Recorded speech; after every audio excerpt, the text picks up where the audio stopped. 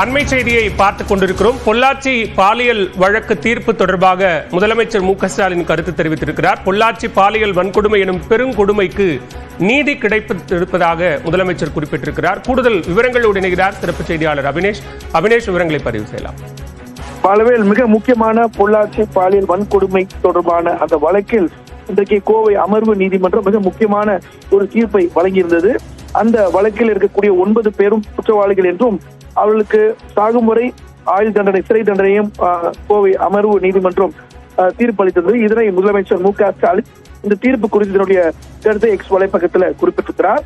இந்த அதிமுக நிர்வாகிகள் உள்ளிட்ட குற்றவாளிகளால் நிகழ்த்தப்பட்ட இந்த பெரும் கொடுமைக்கு நீதி கிடைத்திருப்பதாகவும் அதிமுக குற்றவாளிகள் அடங்கிய கூடாரத்தை பாதுகாக்க முயற்சி செய்த தார்களுக்கு மனம் இருந்தால் வெட்கி தலை குனியட்டும் என்றும் அவர் தன்னுடைய எக்ஸ் வலைப்பக்கத்தில் குறிப்பிட்டிருக்கிறார். குறிப்பாக இந்த 9 பேர்ல அதிமுக நிர்வாகி உள்ளிட்ட இந்த 9 பேர்களுக்கு குற்றவாளிகள் என நிகழ்த்தப்பட்டுக்கூடிய இந்த பெருங்கொடுமைக்கு நீதி கிடைத்திருப்பதாக முதலமைச்சர் தன்னுடைய பதிவில் குறிப்பிட்டிருக்கிறார். அதே போல அதிமுக குற்றவாளிகள் அடங்கிய கூடாரத்தை பாதுகாக்க முயற்சித்த தாங்களுக்கு மனம் இருந்தால் வெட்கி தலை குனியட்டும் என்றும் அவர் தன்னுடைய கருத்தை கடுமையான ஒரு குற்றச்சாட்டை அதிமுக மீது அவர் தெரிவித்து இந்த தீர்ப்பை வரவேற்று அவர் குறிப்பிட்டிருக்கிறார்.